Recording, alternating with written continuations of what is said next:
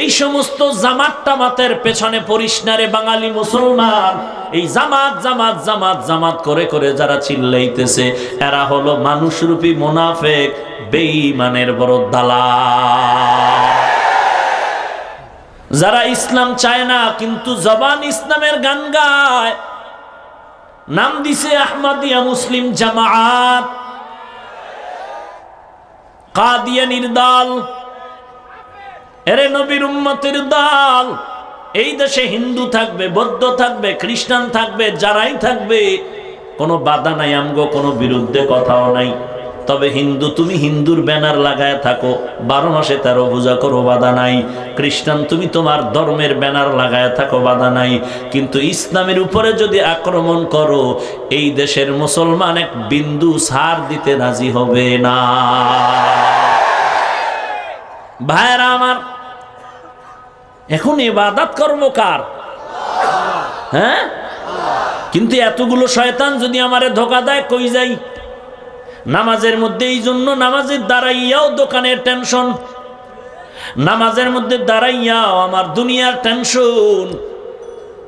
এই জন্য আল্লাহ আর একটা ওয়াদা করি, ওয়া ইয়্যাকা নাস্তাঈন। এই শয়তানের ধোঁকার থেকে বাঁচার জন্য আমি পারবো না, কারণ আমি দুর্বল। আপনিই তো আমাকে দুর্বল করে বানাইছেন। অখলিকাল ইনসানু যায়ীফা, আমি বড় দুর্বল। এই দুর্বলতার সাথে যদি আপনি একটু শক্তি দান করেন, সাহায্য দান করেন, তো শয়তান আমার কাছেও আসতে পারবে না। ও আল্লাহ, সাহায্য করেন, সাহায্য করেন। কি মজার কথা! এইবার আল্লাহ শিখায় দেয় কি সাহায্য চাবি চাইলে এমন একটা চা, যেই এক কথায় চাবি, যেই চাওয়ার মধ্যে সব এসে যাবে। বাদশা রাস্তা দিয়া যাচ্ছে, গরিব ফকির রাস্তায় বসে ভিক্ষা করে। বাদশার চোখে পড়ে, বুড়া মিয়া তুমি ভিক্ষা করো কেন? বলে আমার এটা জীবনের পাওনাই ছিল, কিছু করার নাই। বলে আমি বাদশার সামনে যেহেতু তুমি ধরাই পড়ে গেছো, আমার কাছে এমন একটা জিনিস চাও, আমি জিয়া দিব তোমাকে, তবে এক কথায় চাইতে হবে, 2 কথায় না। মুরব্বী গরিব মানুষ হলো, কিন্তু বুদ্ধির অভাব নেই। 1 মিনিট চিন্তা করে এমন একটা শব্দ দিয়ে কথা বলবে জানো, এক কথায় আমার জিন্দেগি পাল্টায় যায়। ডাক দিয়ে কয়, বাদশা নামদার, বেয়াদবি ক্ষমা করবেন, আমি চাই আমার মেজ বউয়ের হাতে স্বর্ণের প্লেটে বিরিয়ানি খাবো। আমার মেজ বউয়ের হাতে, তার মানে বউ একটা আর একটা। 2 নাম্বার স্বর্ণের প্লেট, মানে আমার টিনের ঘর হলে হবে না। যেই বান্দা স্বর্ণের প্লেটে খানা খাবে, সে হবে দুনিয়ার মধ্যে একজন বড় ধনী। 3 নাম্বারে বললাম বিরিয়ানি খাবো, পচা খানা না, দামি দামি খানা হবে আমার আইটেম। জীবনে ইলিশ মাছ পাই না, কিন্তু এমন একটা চাওয়া চাইলাম, আপনি দিয়ে দিলে আমার খানা শেষ হবে না। আল্লাহ কয়, বান্দা তুই আমার কাছে সাহায্য চাইছো, কি চাইতে পারো? তুই তো বুঝো না, তুই দুর্বল। আমি আল্লাহ তোরে মোহাব্বত করে শিখাই দিলাম। চেয়ারম্যান সাহেব, আমার 20,000 টাকা লাগবে। রাস্তায় ধৈরেই যদি কলার ধরে কয়, চেয়ারম্যান সাহেব না আপনি? বলে হ্যাঁ, 20,000 টাকা দে। এটা আদব হবে নি? এলাকায় একজন পিসা হুজুর আসছে, ঘাড়ের উপর একটা থাপ্পড় দিয়া যদি কোন কেউ হুজুর জিকির টিকির চলে, তো এটা আদব হইল? লিকুল্লি শাইইন জিনাতুন ফিল ওয়ারা ওয়া জিনাতুল মারই তামামিল আদাবি আজ খোদা খা হিমে তৌফিকে আদব বে আদব মাহরুমে গাশত আজ ফজলে রা। আদবওয়ালা জিন্দেগির বড় দাম। এজন্যই তো নবী বলেন, আল্লামানি রব্বি ফাআহসানা তালিমি, আদাবানি রব্বি ফাআহসানা তাদিবি। আল্লাহ আমাকে ইলম শিক্ষা দিয়েছেন, আদব শিক্ষা দিয়েছেন। আল্লাহ পাকের শিক্ষা দেওয়া ইলম আর আদব কতই না সুন্দর। আদবওয়ালা জিন্দেগির বড় দাম। চেয়ারম্যান কয়, বেদ্যবি করিস না, কপাল পড়বে। কথা, আমার টাকা লাগবে, সিস্টেম কি বলে দেন? কয় অ্যাপ্লিকেশন কর। কয় অ্যাপ্লিকেশন কি আমার বাপেও জানে না। কয় দরখাস্ত দে, কয় তাও জানি না। কয় সাদা কাগজ চিনুনি? বলে হ্যাঁ এটা চিনি। একটা কাগজ ল। কলম? বলে হ্যাঁ কলমও চিনি। এবার কলম আর কাগজ নয়, চেয়ারম্যান বরাবর লেখ। বলে লিখতেও জানি না, কলম বহু ভাঙ্গা ফেলাইলাম। তাহলে একটা কাম কর, আমার পিএস এর সাথে যোগাযোগ কর। ধরায় গেল পিএস এর কাছে, পিএস দেখায় দিল, লেখা দিল এইভাবে এইভাবে এইভাবে দরখাস্ত করো। এরপরে চেয়ারম্যান সাহেবের কাছে যখন চলে গেল, চেয়ারম্যান সাহেব নিয়ম অনুসারে অনুদান দিয়ে দিল। আল্লাহর কাছে আমরা সাহায্য চাই, আমরা বুঝি না কেমনে চাইতে হয়। আল্লাহ শিখায় দেয় এমন একটা সাহায্য তুই চাবি, যেই সাহায্যটা পাইলে তোর ডান বাম সব ক্লিয়ার হয়ে যাবে, পরিপূর্ণ হয়ে যাবে। সেটা কি? বলে সেটা হলো হেদায়াতের দৌলত। হেদায়াত, হেদায়াত এমন একটা ব্যাপক শব্দ, এমন একটা মহা দৌলতের নাম। এই হেদায়াত, ইহদিনাস সিরাতাল মুস্তাকিম, সঠিক পথের হেদায়াত। ও আল্লাহ, আপনার ইবাদত করব, শয়তানের ধোঁকা থেকে বাঁচার জন্য সাহায্য চাই। কি সাহায্য? বলে হেদায়াত চাই। হেদায়াত এমন দামি একটা শব্দ। এই হেদায়াত শব্দের অর্থ হলো অনুগ্রহের সাথে কোনো ব্যক্তিকে বা কাউকে গন্তব্যে পৌঁছার রাস্তা প্রদর্শন করার নাম হেদায়াত। আর এই হেদায়াতের স্তর হলো চারটা। এক নাম্বার হেদায়াতের স্তরের নাম হেদায়াতে আম্মা, ব্যাপক হেদায়াত। আল্লাহ তাআলা সব দুনিয়ার মাখলুকতের ব্যাপকভাবে হেদায়াত দিয়েছেন। আল্লাহ তাআলা বলেন রব্বুনাল্লাযী, আল্লাহ তাআলা বলেন আমি আল্লাহ আতা কুল্লা শাইইন খালকাহু সুম্মা হাদা, আমি আল্লাহ যা কিছু সৃষ্টি করলাম এগুলোকে আমি আল্লাহ হেদায়াত দিলাম। শুধু মানুষ আর জিন না, যত প্রাণী আছে সবগুলোকে হেদায়াত দিয়েছেন কে? আল্লাহ। আরো জোরে বলেন আল্লাহ। আল্লাহ হেদায়াত দিয়েছেন ভালো মন্দ নির্ণয় করার জন্য, বাচ্চাকে আদর করার জন্য। যে কারণে দেখা যায় আকাশের মধ্যে সকালবেলা একটা ডানা মেলে উড়ন্ত পাখি ঘুরতেছে, সারাটা দিন ডানা মেলে ঘুরে ঘুরে ঘুরে ঘুরে নিজের পেটটা ভরিয়া বাচ্চার খানা নিয়ে মা বাসায় হাজির। একটা মুরগির বাচ্চা কেমনে লালন পালন করতে হবে, ওর মাকে আল্লাহ পাক সেই হেদায়াত বুঝ দিয়ে পাঠায় দিলেন। একটা বকরির বাচ্চা দুনিয়াতে যখন ভূমিষ্ঠ হয়, আমাদের মতো ডানে বামে সহযোগিতার জন্য কেউ থাকে না। আমগত আব্বা আম্মা, মা যখন প্রসব বেদনায় কাঁদে, আম্মা জানের সহযোগিতার জন্য দাদি নানি পাশে বসে থাকেন। দুনিয়াতে আসার পরে আম্মা জান বেউসায় জমিনে পড়ে আছেন, আমার দাদি আমার নানি আমাকে ধরে পরিচ্ছন্ন করে এরপরে আমাকে সুস্থতার সাথে লালন পালনের জিম্মাদারি নেয়। কিন্তু একটা বকরির বাচ্চা দুনিয়াতে জন্ম নেওয়ার পর মায়ের দুধ কোথায় কেউ দেখায় দিতে পারে না, ও নিজে নিজে খুঁজিয়ে নেয়, চার পায়ে দাঁড়ায় যায়।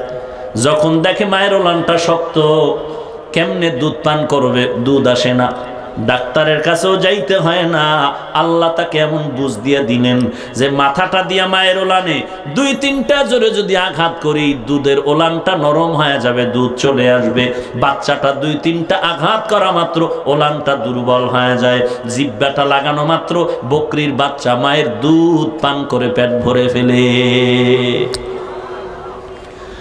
আতা কুল্লা শাইইন খালকাহু সুম্মা হাদা, এই হেদায়াত হলো ব্যাপক হেদায়াত। হেদায়াতের দ্বিতীয় স্তরের নাম আদ-দাওয়াতু ইলাদ-দ্বীন, ধর্মের দিকে আহ্বান, সত্যের পথে ডাকো। ওয়া তাওয়াসাউ বিল হক, সত্য পথে দাওয়াত দাও। আল্লাহ তাআলা এই দাওয়াতের জন্য কিছু ব্যক্তি নির্ধারণ করেছেন, চয়ন করেছেন। এরা মানুষকে জাহান্নামের পথ থেকে বাঁচাইয়া বাঁচাইয়া জান্নাতের পথে দাওয়াত দিবেন। এদের ব্যাপারে আল্লাহ তাআলা বলেন ওয়াজআলনা মিনহুম আইম্মাতান ইয়াহদুনা বিআমরিনা, আমি আল্লাহ করেছি তোমাদের জন্য তাদেরকে ইমাম, অভিভাবক, তারা আমার আদেশ নিষেধগুলো তোমাদের কাছে ব্যক্ত করে জাহান্নাম থেকে বাঁচায় দিবে। আল্লাহ তাআলা বলেন এই হেদায়েত, এটা দাওয়াতের দিকে মানুষ আসবে, এই পথ দেখানো, জান্নাতের পথ দেখানো, এর নাম হেদায়েত। আম্বিয়ায়ে কেরাম, আউলিয়ায়ে কেরাম, সাহাবায়ে কেরাম এরা মানুষকে দ্বীনের দিকে আহ্বান করতেন, এর সাথে আসমানি কিতাব আছে। হেদায়েতের 3 নাম্বার স্তর হলো তৌফিক, অর্থাৎ দ্বীনের পথে চলার জন্য আমার আল্লাহর তৌফিক ছাড়া সম্ভব হবে না। এই উঠেন কেন? এটা কি মজলিসের আদব? উঠার ব্যারাম থাকলে ঢুকলেন কেন? বাহিরে দাঁড়ায় দাঁড়ায় বয়ান শুনতেন, ফাঁকে ফাঁকে বাথরুমে যাইতেন, বিড়িও টানতেন, দেখতামও না, কিছু বলতামও না। টের পান না তো? মনে করছেন পরের বাড়ি খাই আর চিল্লাই, অসুবিধা কি? একটা চিৎকার যদি আপনি দিতেন 13 দিন হসপিটাল ছাড়া সুস্থ করা যাইত না। ঘরের মধ্যে চোর ঢুকছে, একজনে চিৎকার দিছে চোর চোর কইয়া ধাক্কাইছে, সারা রাত দরজা খুঁজে পায় না, সকালে দেখে জানালা ধাক্কাইছে। এক চিৎকারে চান্দি গরম। আর আমরা প্রতিদিন জোহরের পর, ফজরের পর, মাগরিবের পর, এশার পরে, না আমার কৃতিত্ব না, কার তৌফিক? কার তৌফিক? দাউদ আলাইহিস সালাম আল্লাহর এত বড় নেয়ামত প্রাপ্ত নবী, একদিকে তিনি পেয়েছেন নবুয়ত, অপরদিকে পেয়েছেন হুকুমত। আল্লাহ বলেন দাউদ তুমি আমার শুকর আদায় করো। দাউদ আলাইহিস সালাম বলেন আল্লাহ আপনি যদি তৌফিক না দেন আমি শুকর আদায় করতে পারবো না। আল্লাহ বলেন দাউদ আমি তোমাকে শুকর আদায়ের তৌফিক দান করে দিলাম। দাউদ নবী বলেন হে মালিক এখন আমি পারবো না, বড় দুর্বল হয়ে গেলাম। কেন? ও দয়ার আল্লাহ আমার শুকরের তুলনায় আপনার তৌফিকের নেয়ামত অনেক বড়। আল্লাহ তাআলা বলেন রে দাউদ তুমি যে উপলব্ধি করতে পেরেছো তোমার শুকরের তুলনায় আমার তৌফিকের নেয়ামত বড়, এই উপলব্ধিটাকেও আমি শুকর হিসাবে কবুল করে নিলাম। তৌফিক ও হেদায়েতের অন্তর্ভুক্ত, কারণ হেদায়েতের উপরে চলা, জান্নাতের পথে চলা আল্লাহর তৌফিক ছাড়া সম্ভব নয়। এরে নবীর উম্মতের দল, আল্লাহ বলেন ওয়াল্লাযীনা ইহতাদাউ যাদাহুম হুদা ওয়া আতাহুম তাকওয়াহুম।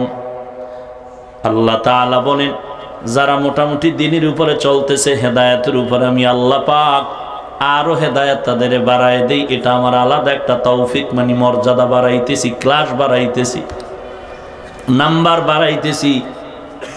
ওয়াল্লাযীনা জাহাদু ফীনা লানাহদিয়ান্নাহুম সুবুলানা ওয়া ইন্নাল্লাহা লামাআল মুহসিনিন।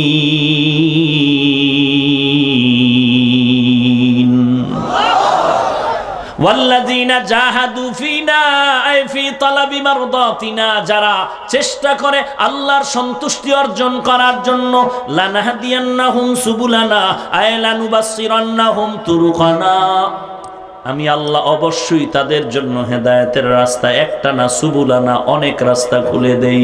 ওয়া ইন্নাল্লাহা লামাআল মুহসিনিন, নিশ্চয়ই আমি আল্লাহ মুহসিন যারা তাদের সাথেই থাকি। এ হলো হেদায়েতের তৃতীয় স্তরের নাম তৌফিক। হেদায়েতের 4 নাম্বার স্তরের নাম হলো ইরশাদ ইলাল জান্নাহ, জান্নাতের মধ্যে পৌঁছাইয়া দেওয়া। এটা হেদায়েতের চূড়ান্ত স্তর। আল্লাহ বলেন সাইয়াহদিহিম, আমি তাদের হেদায়েত দিলাম। ওয়া ইউসলিহু বালাহুম, আমি আল্লাহ তাদেরকে গন্তব্যে পৌঁছায় দিলাম। আল্লাহ রাব্বুল আলামিনের জন্য বলেন, এই যে 4 স্তরের মধ্যে 4 স্তর হেদায়েতের মধ্যে প্রথম 2 প্রকার এটা বান্দার সাথে সম্পৃক্ত, আর শেষের 2টা আল্লাহর সাথে খাস। তৌফিক আর জান্নাতে পৌঁছাইয়া দেওয়া, এই 2টা জিনিস আল্লাহর সাথে খাস। আর রাস্তা দেখায়া দেওয়া, আল্লাহর মুহাব্বতের সাথে জান্নাতের পথ দেখায়া দেওয়া, এটা বান্দার মধ্যে সম্পৃক্ত।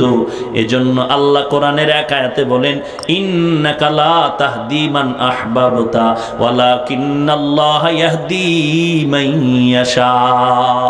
হে নবী, আপনি মুহাব্বত করলেই জান্নাতের দরজায় নিতে পারবেন না, কারণ আমি না চাইলে হবে না, চাইলে হবে। এটা হলো হেদায়েতের তৌফিক বা জান্নাতের দরজায় পৌঁছায়া দেওয়া। এটা আমার কাজ, আপনার কাজ না। আপনার কাজ হলো রাস্তা দেখায়া দেওয়া। আপনি মুহাব্বত করলেই কাউকে গন্তব্যে পৌঁছায় দিতে পারবেন না। আল্লাহ বলেন, হুদাল লিন্নাস ওয়া বাইয়িনাতিম মিনাল হুদা ওয়াল ফুরকান। আল্লাহ বলেন, গোটা জগতের জন্য কোরআনে হাকিম হেদায়াত, এটা ব্যাপক অর্থে হেদায়াত। আল্লাহ হেদায়েতের রাস্তা খুলে দিলেন, তুমি গ্রহণ না করলে তো তোমার দোষ, আর কারো দোষ নাই। আবার বলেন, হুদাল্লিল মুত্তাকিন, আমি কোরআন দিলাম মুত্তাকি যারা, তাদের হেদায়েতের জন্য। তো মুত্তাকি যারা, তারা তো এমনি হেদায়েতের উপরে আছে, আবার তাদেরকে হেদায়েত কি করবে? বলে হেদায়েতের উপরে আছে, এরপরে হেদায়েতের বয়ান কেন? বলে এটা আল্লাহর সাথে খাস। হেদায়েতের উপর আছে, কিন্তু গন্তব্যে পৌঁছাইয়া দেওয়া এটা আল্লাহর দায়িত্ব। মুত্তাকি যারা হেদায়েতের উপরে চলবে, এদেরকে আল্লাহর কুদরতি জিম্মায় গন্তব্যে পৌঁছাইয়া দিবেন। ভাইরা আমার, আমরা নামাজে দাঁড়ায় সাহায্য চাইলাম, ইহদিনাস সিরাতাল মুস্তাকিম, জান্নাতে যাওয়ার সঠিক পথের হেদায়াত, হেদায়াতের নেয়ামত চাইলাম। কোথায় বয়া চাইলাম? বাথরুমে? কোথায়? নামাজের মধ্যে দাঁড়ায়া। তো একটা মুমিন যখন নামাজের মধ্যে আছে, সে তো হেদায়াতের উপরেই আছে, তাহলে আবার কেন হেদায়েতের সাহায্য চাইলাম? এই কথার ব্যাখ্যায় আব্দুল্লাহ ইবনে আব্বাস রাইসুল মুফাসসিরিন লিখেছেন, বলে যে আল্লাহ পাকের দরবারে যে নামাজে দ্বারা আবার হেদায়েতের দোয়া চাইলাম, হেদায়েতের দোয়া চাইলাম, বলে এটা হলো, ও আল্লাহ, হেদায়েতের সিঁড়ির মধ্যে উঠে পড়েছি, কিন্তু এই রাস্তা থেকে যেন লাইনচ্যুত হয়ে না যাই, মজবুত হয়ে যেন থাকতে পারি, কোনো শয়তানের ধোকায় যেন পড়ে না যাই, কারণ শয়তান আমারে ধোকা দেয়। হেফাজতের জিম্মা হতে হবে আপনার। আপনি যদি তৌফিক না দেন, এই রাস্তার উপরে অটল থাকতে পারবো না। এই রকম অটল থাকতে পারবো না, এর ঘটনা জমিনের মধ্যে বহু আছে। এর নবীর উম্মতের দল, আমি প্রায় সময় বয়ানের মধ্যে বলি, ঢাকা মালিবাগের একজন দামি মুফতি সাহেব, এত দামি মুফতি, কোরআনের হাফেজ, ঢাকার শহরে 10 বছর মসজিদে ইমামতি করেছিলেন। ইমামতি করলেন, তারাবি পড়ালেন, জুমার নামাজ পড়ালেন, বয়ান দিলেন। 10 বছর ইমামতি করার পরে কপালে তুই যে খারাপ, এত খারাপ তার কপাল।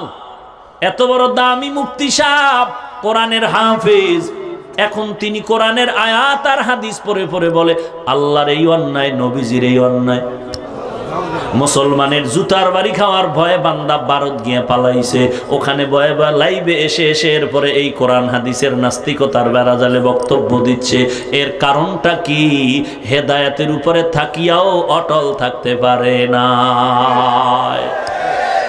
অটল থাকবেন কেমনে? আল্লাহ এবার কয়, এখন তুই অটল কেমনে থাকবি? এর জন্য তোর সাথী দরকার, বন্ধু দরকার। আল্লাহ বলেন, তুই কেমন বন্ধু নিবি? আমি দেই এগুলো নে। কি? সিরাতাল্লাযীনা আন'আমতা আলাইহিম, তুই বল আমার কাছে, আমি ওইভাবে দেই। ও আল্লাহ, আমি এমন হেদায়েতের পথ চাই, তাদের পথ যাদেরকে আপনি হেদায়েতের নেয়ামত দ্বারা ভরপুর করেছেন, তাদের পথ যাদের উপরে আপনি নেয়ামত দিয়েছেন, নেয়ামত প্রাপ্ত বান্দা, তারা কারা? ওমাইয়ুতিল্লাহ ওয়ার রাসূল ফাউলাইকা মাআল্লাযীনা আন'আমাল্লাহু আলাইহিম মিনান নাবিয়্যিন ওয়াস-সিদ্দীকিন ওয়াশ-শুহাদা'i ওয়াস-সালিহিন ওয়া হাসুনা উলাইকা রাফীকা। সূরা ফাতিহার মধ্যে হেদায়েত, হেদায়েতের পথ হলো নিয়ামত প্রাপ্ত বান্দাদের পথ। তাদের পথ চাই কারা? তারা চার দল: নবীগণ, সিদ্দিকগণ, শহীদগণ, সালেহগণ। আল্লাহ পথ দেখায় দিলেন, এদেরকে ধরে রাখ, এরাই তো আমার নিয়ামত প্রাপ্ত, হেদায়াত প্রাপ্ত বান্দা। এদেরকে বন্ধু বানায় যদি চলো, আমি তোমাদের বন্ধু বানায় দিলাম। এরা কেমন বন্ধু জানো? আমি আল্লাহ নিজেই বলে দিলাম, অহাসুনা উলাইকা রফিকা। আমি যাকে সুন্দর বলি, চিন্তা কর সেটা কেমন বড় সুন্দর। হ্যাঁ, যারা বলে ব্যক্তি মানা লাগে না, সূরা ফাতিহায় কয় মানা লাগে। আল্লাহ তাআলা এখানে কেন বললেন না সিরাতাল্লাযীনা আন'আমতা আলাইহিম, নিয়ামত প্রাপ্ত বান্দাদের কথা না বলিয়া কেন বললেন না আমার কোরআন হলো হেদায়েতের পথ, আমার কোরআন মান, আমার রাসূলকে মানো? নির্দিষ্ট কাউকে বলেন নাই, চার দল ব্যক্তিদের কথা বলে দিলেন। আল্লাহ বলেন না আমার পথে চলো, আল্লাহ বলেন আমার নিয়ামত প্রাপ্ত বান্দাদেরকে ধরে রাখো, তাদের পদাঙ্ক অনুসরণ করো। অতএব যারা বলে আমরা কোরআন মানি, হাদিস মানি, ব্যক্তি মানি না, মূলত তারা কোরআনও মানে না, হাদিসও মানে না। ভাইরা আমার, এই লাইনের উপরে দাঁড়াইয়া মুরব্বি না থাকলে বড় বিপদ। হেদায়েতের উপরে চলতেছি কিন্তু ভয়, কোন সময় জানি লাইনচ্যুত হয়ে যাই, কারণ আমার মাথার উপরে মুরব্বি নাই। আর দেখবেন এই সমাজে যারা কয় আমরা নিরপেক্ষ, এরাই ধোকায় পড়ে বেশি।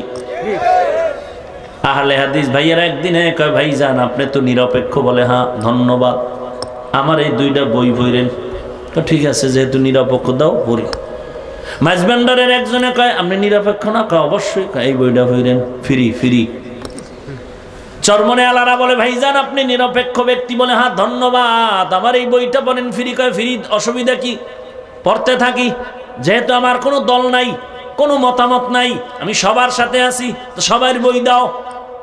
বাসায় গিয়া পইরা চান্দি গরম হয়ে গেছে। এক বই পইরা দেখে বুকের উপরে হাত বাঁধতে হবে, নাইলে বউ তালাক, ভেজাল। আর এক বই বইরা দেখতেছে নাবির নিচে হাত বাঁধতে হবে, না হয় আহলে সুন্নাত ওয়াল জামাতের থেকে খারেজ। এতদিন যাও নামাজ টামাজ টুকটাক পড়তো, এবার নামাজে দাঁড়ায় চান্দি গরম হয়ে গেছে। বই বইরা মাথা গরম, কি নাবিতে বাঁধবো নাকি মাথায় বাঁধবো, না বুকে, না হাত সাইরে দিয়ে বয়ে থাক। আর এর কাছে আসে কেন? জানে এর কোনো মুরব্বি নাই। কিন্তু এই চোরারা আমারে কয় না হাফিজ ভাই 13টা বই দিলাম ফ্রি, আপনি যেই খেদমত করতেছেন আমগো আহলে হাদিসের এই বইগুলো পড়েন। এক চোরায় হয় না। কেন? এরা জানে আমারে বই দিলে আমি মুরব্বিরে জিজ্ঞাসা করবো, হযরত আমারে বাংলাদেশের একজন দামি ডক্টর সাহেব একটা বই দিছে, দেখেন তো পরমুনি। আমার মুরব্বি বলবে খবরদার 13 বার ইস্তেগফার করেন। ওরা জানে আমার মুরব্বি আছে, ওরা জানে যারা পীর মুরিদি মেনে চলে, আল্লাহওয়ালাকে মেনে চলে, ওরা জানে যারা মুরব্বি মেনে চলে ওদের ফ্রি বই দেয় না, কারণ জানে ওদের বই দিয়েও লাভ নাই, বইটা নষ্ট হয়ে যাবে, আলমিরায় ফালায় রাখবে, ওরা পড়বে না। কারণ মুরব্বির দেখাইলে বলবে এটা বাতিল দলের বই, পড়া যাবে না। সোহবতে সালে তোরা সালে কুনাত, সোহবতে তালে তোরা তালে কুনাত। খারাপ লাগতেছে? মুরব্বি লাগবে নি? আল্লাহকে লাগবে, আপনি টেনশন করেন কেন? এটাও তো বেদবি, এটাও তো বেয়াদবি। আল্লাহ বলেন লাগবে, আপনি টেনশন কেন? লাগতেই হবে, না থাকলে বড় বিপদ। কত বড় বিপদ! বলে জগৎ বিখ্যাত ওলিয়ে কামেল। শত বছর আগে এত বড় আল্লাহর ওলি, সাধারণ কোন আলেম না, 30,000 হাদিসের হাফেজ। কয় হাজার আসেনি? 30,000 হাদিসের হাফেজ আসেনি বাংলাদেশে? কথা হয় না তো, এমনি আহলে হাদিস। 30,000 হাদিসের হাফেজ। শুধু হাদিস মুখস্থ না, মা সানাদ, ধারাবাহিকতা রক্ষা করে 30,000 হাদিসের হাফেজ। বলেন যেই বান্দা 30,000 হাদিসের হাফেজ, সে কি কোরআনের হাফেজ না? কথা বলেন না কেন? কোরআনেরও তিনি হাফেজ। ওই সময়ের মধ্যে, ওই সময় 100 বছর আগের ঘটনা, তার মুরিদ ছিল, তিনি একজন বড় পীর, তার মুরিদের সংখ্যা ছিল 40,000। মুরিদগুলো কেমন গাঞ্জাখোর আঙ্গ মতো। হ্যাঁ, সিলেটে বয়ান করতে গেলে মনে টান দেয় যে শাহজালাল রহমাতুল্লাহ আলাইহির মাজার জিয়ারত করে যাই। বয়ান শেষ করে রাত্রে ঢুকলাম, এত বড় আল্লাহওয়ালার দরবারে ঢুকেই যখন সূরা কেরাত শুরু করলাম, চোখ দুইটা বন্ধ, ফট কইরা পেছন দিক দিয়ে গাঞ্জা করে একা হুজুর এমনি দাঁড়ায় না, এমনি টেনশনে পড়ে গেলাম। কোরআন হাদিস পড়লাম আমরা, আর কবর জিয়ারতের নিয়ম শিখায় বেয়াদব গাঞ্জাখোর। কেমন ফিডা দরকার, কত বড় বদমাশ। এরে নবীর উম্মতের দল। কি হাসেন কেন? সমস্যা? ওই কিছু কইলে আবার মিডিয়াওয়ালারা তো বুঝেন না। তোকে হেদায়েত যে আল্লাহ কবে দিবে? আল্লাহ সবাইকে মাফ করে, পুরো বয়ান ছাইরে দে। সমস্যা কি? আয়াত পড়ছি সূরা ফাতিহা, এর থেকে একটা কথা তুমি ধরে যে হেদায়েতের সঠিক তথ্যবহুল আলোচনা বাস দিয়ে দাও, পুরো বয়ান ছাড়ো। তোমার তো এখান থেকে 3 মিনিটের বয়ান দিয়া এই আলেমের ইজ্জত নষ্ট করে তোমার কি লাভ? একটা মানুষ একটা মন্তব্য করলে গোটা আমার না, উলামাদের উপরেই দোষটা চাপায়া যায়। আল্লাহ সবাইকে হেদায়েত দান করে। ভাইয়েরা আমার, আর একটু সামনে আগাবো? কষ্ট হচ্ছে না তো? থাকবেন নাকি আগেই যাবেন? দেখি তো কারা কারা থাকবেন না।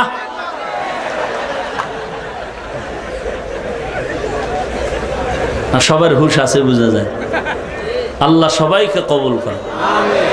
ভাইয়েরা আমার, 30,000 হাদিসের হাফেজ, 40,000 মুরিদের পীর। কেমন মুরিদ, কেমন মুরিদ, এটা বললেও তো ওজন বড়। একজন মুরিদ হলেন জগৎ বিখ্যাত কুতুবুল আলম জুনায়েদ বাগদাদি রহমাতুল্লাহ আলাইহি। এবার বুঝেন মুরিদ গুলো কেমন সাইজের। একজন মুরিদ শায়েখ শিবলি রহমাতুল্লাহ আলাইহি, এত বড় আল্লাহওয়ালা, তাদের এক একজনের ইতিহাস বলতে গেলে রাত পার হয়ে যাবে। জুনায়েদ বাগদাদির ইতিহাস মানুষের জীবনের পরিবর্তন করার মতো ইতিহাস। শায়েখ শিবলি রহমাতুল্লাহ আলাইহির ইতিহাস মানুষের জিন্দেগিটাকে পাল্টায় দেওয়ার মতো ইতিহাস। এদের পীরের নাম আবু আব্দুল্লাহ আন্দলুসি রহমাতুল্লাহ আলাইহি। 30,000 হাদিসের হাফেজ, কোরআনের হাফেজ, 40,000 মুরিদের পীর। কত বড় একজন ওলিয়ে কামেল। সব মুরিদের একটা অংশ নিয়ে সফরে রওনা হয়ে গেলেন। মুরব্বি না থাকলে হেদায়েতের উপরে থাকিয়াও লাঞ্ছিত হয়ে যাওয়ার বড় ভয় লাগে। এই ঢাকার মধ্যে কত মাদ্রাসায় যে বুখারী শরীফ পড়াইলেন, বয়ানে বসলে কথায় কথায় বুখারীর হাদিস নাম্বার, পৃষ্ঠা নাম্বার, খণ্ড নাম্বার, আয়াত নাম্বার। এত বড় একজন আলেম সিলেটের জমিনে বয়ান করতে গিয়ে বলে শাহজালাল বড় গাঞ্জার মাজার, শাহজালাল খারাপ, খাজা মাইনুদ্দিন খারাপ। এই কথা বলতে না বলতেই জনগণের জুতার মিছিল শুরু হয়ে গেল। মানব জমিনের খবর, বান্দা কোন রকম স্বাস্থ্যটা নিয়ে সুস্থতার সাথে ঢাকায় ফিরল। বর্তমানে এত বড় একজন আলেম জেলখানার মেহমান। ভাইরা আমার, খাজা মঈনুদ্দিনকে গালি দেয়, যারা ইমামে আজম আবু হানিফাকে গালি দিয়ে বলে মুশরিক, আছে না নাই? বড় কঠিন ব্যাপার। যেই বান্দা ইমাম আবু হানিফাকে গালি দেয়, ওই বান্দার সামনে আদবের বয়ান করে কোনো সার্থকতা নাই। অথচ ইমামে আজমের আলোচনা সারা রাত করলেও শেষ হবে না। কত বড় একজন ইমাম। হাদিসের মধ্যে আছে, নাভির নিচে হাত বাঁধো, বুকের উপরে হাত বাঁধো। একজন ইমাম হাতের হাদিসটা নিয়ে হাতের উপরে হাত বাঁধা শুরু করলেন, আমল শুরু করলেন। আর একজন ইমাম বুকের উপরে হাত বাঁধার হাদিসের উপরে আমল শুরু করলেন। কিন্তু ইমামে আজম বিশালভাবে গবেষণা করলেন, একটু দেখানি যায় দোনো হাদিসের উপরে আমলটা করা যায়। চিন্তা ভাবনা করে গবেষণা করে করে সমাধান বের করলেন। একই ঘরের মধ্যে আমার আব্বা, আমার আম্মা, আমার বোন, আমার ভাই, আমার স্ত্রী, আমি। ইমামে আজম বললেন দোনো হাদিসের আমল করো। স্ত্রী, বোনেরা, মায়েরা বুকের উপরে হাত বাঁধবে, আর আব্বা জান, আমার ভাইয়েরা, আমরা হাত বাঁধবো নাভির নিচে। একই ঘরের মধ্যে রসুলের দোনো হাদিসের আমল চলতে থাকবে। এর নাম ইমামে আজম আবু হানিফা। লাকাদ জানাল বিলাদা ওয়া মান আলাইহা ইমামুল মুসলিমিনা আবু হানিফা। বু হানিফা বুদ ইমামে বাসফা, আসেরাজে উম্মতনে মুস্তফা। ইমামে আজম আবু হানিফা রাহমাতুল্লাহ আলাইহির উস্তাদের নাম নুমান ইমাম হাম্মাদ রাহমাতুল্লাহ আলাইহি। একদিন রাতের বেলা স্ত্রীর সাথে তর্ক বিতর্ক লেগে কথা বন্ধ করে দিছে। ইমাম হাম্মাদ রাহমাতুল্লাহ আলাইহি স্ত্রীকে বলে, কথা কেন বলো না? স্ত্রী রাগ করে কথা বন্ধ করে দেওয়ার পরে ইমাম হাম্মাদ বলতেছেন, আমি একটা টাইম তোমাকে বেঁধে দিলাম, সুবহ সাদেক। এর আগে যদি তুমি আমার সাথে কথা না কও তাহলে তুমি তালাক। তালাক দেওয়ার মাকসাদ না, কথা নেওয়ার মাকসাদে বললেন। স্ত্রী এমন মজবুত হয়ে গেলেন, সুবহ সাদেক হইয়া যাইবে, তালাক হয়ে যাবে, মোল্লার ঘর আর করুন না। ইমাম হাম্মাদ মাথা গরম হয়ে গেল। হায় হায়, স্ত্রী কথা না বললে আমার কি উপায়? চিন্তায় বিভোর। হঠাৎ করে ব্রেনের মধ্যে খেয়াল আসলো, আমার একজন বিচক্ষণ ছাত্র ইমামে আজম আবু হানিফা নুমান ইবনে সাবিত, ওর কাছে গেলে একটু সমাধান পাওয়ার আশা আছে। চলে গেলেন রাতের গভীরে ছাত্র ইমামে আজমের দরবারে। দরজায় গিয়ে নক করলেন। ইমামে আজম আবু হানিফা ঘুমায় না। কে আপনি? বলে, আমি তোমার ওস্তাদ ইমাম হাম্মাদ। এত রাত্রে কেন আসছেন? বলে, ভেজালে না পড়লে কি আইছি। কি সমস্যা? বলে, স্ত্রীর সাথে তর্ক বিতর্কে এই হালাত, এখন কেমন কি করব? ইমাম আবু হানিফা বলেন, হযরত যদি একটু দিল খুলে দোয়া করেন, আপনি বাড়ি গিয়ে আমার কথা মতো নাক টেনে ঘুমাবেন। এতক্ষণ তো স্ত্রী কেন কথা কয় না, টেনশন, এখন আপনি কথা বলবেন না, বাড়িতে গিয়ে আরামে ঘুমাবেন, চোখ বন্ধ খুলবেনও না। ইনশাআল্লাহ যদি দোয়া করেন আমি সমাধান নিয়ে সময় মতো বাড়ি চলে আসব। ইমাম হাম্মাদ আশ্বস্ত হইয়া রওনা হয়ে গেলেন। বাড়ি গিয়া ছাত্রর কথা মতো বিছানায় চুপচাপ শুয়ে আছেন। ঘুমানের কি ঘুম হয় নাকি? মাথা গরম। আবার ফাঁকে দিয়ে স্ত্রী গেল নাকি? ফাঁকে ফাঁকে তাকায়, আবু হানিফার খবর নাই। হঠাৎ করে শুনে ফজরের আজানের ধ্বনি। বাড়ির দরওয়াজায় মসজিদের মধ্যে আজানের আওয়াজ শুনতেছে, আসসালাতু খায়রুম মিনান নাওম। ম্যাডাম কয়, ওই হুজুর কাম কিন্তু শেষ। গেলাম, শেষ বিদায়ের সালাম, বিদায় নিলাম রে হুজুর। বহুদিন ঘর করেছি, কম জ্বালাজলি নাই আর কম জ্বালান জ্বালাই নাই। বিদায় নিলাম, দোয়া রইল, দোয়া রইল, দোয়া রইল। দরজা খুইলা যখন বের হইল, তাকায় দেখে ইমাম আজম আবু হানিফা দরজার সামনে হাজির। আম্মা জান কোথায় যান? বলে তুমি? বলে আমি তো আবু হানিফা, আমি তো সেই নু'মান ইবনে সাবিত। কই যান আম্মা? বলে দুঃখের কথা কি বলবো, তোমার হুজুর যে কাম গড়াইছে আর কথা নাই, চলতেছে। কি হয়েছে? বলে টাইম বেঁধে দিয়েছিল সুবহ সাদিক পর্যন্ত, কথা বললে না বললে তালাক। তাহলে সময় পেরিয়ে গেল, আমি এখন বিদায় নিচ্ছি, তালাক হয়ে গেল। আম্মা যান একটু টাইমের দিকে তাকায় দেখবেন কতটা বাজলো। টাইমের দিকে তাকায় দেখে এখনো সুবহ সাদিক হইতে লম্বা টাইম বাকি আছে। বলে হায় হায়, আজান দিল যে। ইমামে আজম বলেন আম্মা যান, এটা ফজরের সুবহ সাদিকের আজান না, এই আজান দিয়েছে আপনার তালাক ঠেকানোর জন্য আজান। লাকাদ জানাল বিলাদা ওয়া মান আলাইহা ইমামুল মুসলিমিনা আবু হানিফা। বু হানিফা বুদ ইমামে বাসফা আসে রাজে উম্মতানে মুস্তফা। এমন ব্যক্তি আবু হানিফাকে যদি কেউ বলে মুশরিক, আমরা মোহাব্বতে বলবো আপনি আহলে বাতিল। আহলে হক না বাতিল? আর বেশি কিছু বলবো না। এরে নবীর উম্মতের দল, ওই আবু আব্দুল্লাহ আন্দলুসি রাহমাতুল্লাহ আলাইহি বিশাল মুরিদের কাফেলা নিয়ে সফরে রওনা। হেঁটে হেঁটে এমন একটা পাড়ায় গিয়ে দাঁড়ালেন, খ্রিস্টানদের গির্জা। গির্জার দরওয়াজার গেইটের সামনে দাঁড়াইয়া আবু আব্দুল্লাহ আন্দলুসি কি যেন ভাবলেন।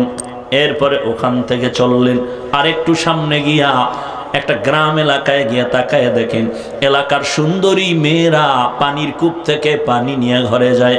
আবু আব্দুল্লাহ এক নজরে মেয়েদের দিকে তাকাইলেন। একটা নজর দিয়ে তো তাকাইছেন, নজর আর ঘুরায় না। শিবলি রহমাতুল্লাহ নাই বলেন, আমরা শায়েখেরে জিজ্ঞাসা করলাম হযরত চলেন। হযরত আমাদের দিকে না তাকাইয়া ওই মেয়েদের দিকে তাকায় থাকলেন, আর হাতের ইশারায় বললেন তোমরা যাও, আমি যাব না। কেন যাবেন না? আমাদের এত বড় একজন শায়েখ, 30,000 হাদিসের হাফেজ, কোরআনের হাফেজ, 40,000 বড় বড় মুরিদের পীর, তিনি বলতেছে যাও, আমি ওই খ্রিস্টান মেয়েটাকে বিয়া না করে যাব না। আমাদের কেমন যেন আসমান ভেঙে মাথায় পড়লো, কান্নার আওয়াজ। কান্না করে করে করে করে বেহুশের মতো, কিন্তু তার চোখে পানি আসে না, দিলটাও নরম হয় না। নিরুপায় হইয়া আমরা ইরাকের খানেকায় রওনা হয়ে গেলাম, চলে গেলাম কান্না করে করে। এদিকের ঘটনা কি হলো? বলে আবু আব্দুল্লাহ চলে গেলেন খ্রিস্টান মেয়েটার বাড়ি যাইয়া খ্রিস্টান মেয়েটার বাবারে বলে তোমার মেয়েটারে বিয়া করতে চাই। খ্রিস্টান বলে এই মোল্লা, যদি বিয়া করতে চাও 1 নাম্বার শর্ত 1 বছর জঙ্গলে শুকরের রাখাল হয়ে কাজ করতে হবে। 2 নাম্বার শর্ত মদিনার পোশাক ফালায় দাও, আমাদের খ্রিস্টানদের পোশাক ক্যাপ মাথায় লাগাও, মানতে পারলে দিব। বলে মেনে নিলাম। আল্লাহর ওলি 40,000 মুরিদের পীর, 30,000 হাদিসের হাফেজ। এই কথাটা বলার উদ্দেশ্য, অহংকারী করা যাবে না। হেদায়েতের উপরে চলতেছি তার মানে যে আমি জান্নাত পেয়ে গেছি, ব্যাপারটা এমন না। আল্লাহ এই সমস্ত ঘটনা দিয়া কিয়ামত পর্যন্ত আনেওয়ালা উম্মতদের সতর্ক করতেছেন। আমি বড় বক্তা, বড় বক্তা, বড় বক্তা, বড় আল্লামা, বড় মুফতি সাহেব, বড় মুহাদ্দিস সাহেব, বড় বড় দাবি করার কোনো সুযোগ নাই। আমার নবীর শিখানো দোয়াটাই আমাদের সবক হলো, আল্লাহুম্মা জাআলনি ফি আইনি সগীরা ওয়া ফি আয়ুনিন নাসি কাবীরা। ভাইরা আমার, সামনে আগাবো।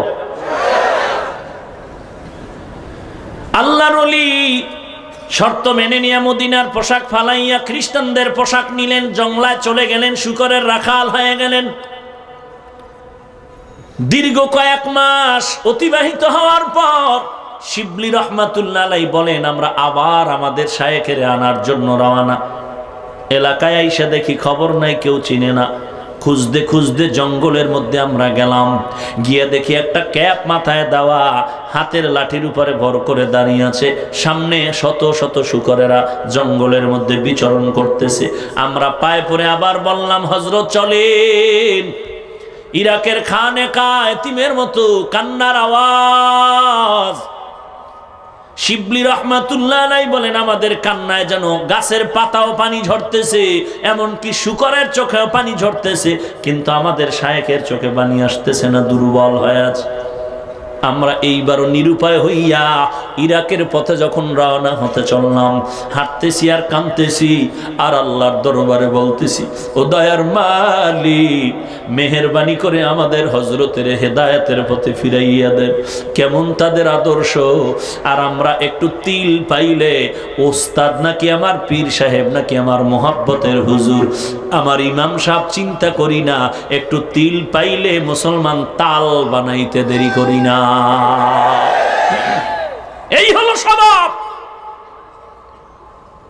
বয়ান থেকে উপদেশ নিতে হবে, এত বিশাল অন্যায়। এরপর তারা কাঁদতেছেন 24 ঘন্টা আল্লাহর কাছে, হেদায়েত দাও।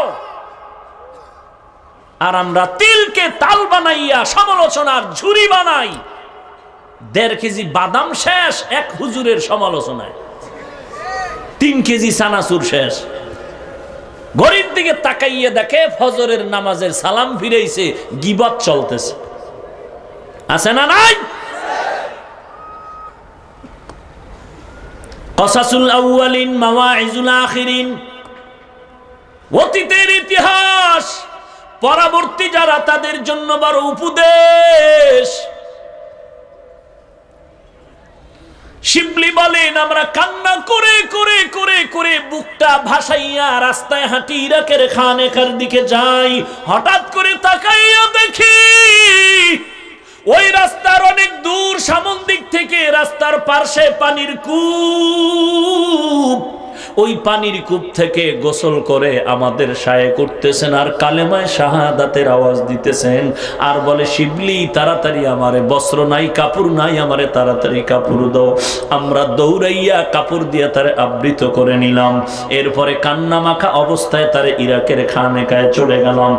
আর খ্রিস্টান মেয়ে বিয়ে করা হলো না। আল্লাহ হেদায়েতের দরজায় পৌঁছে দিলেন।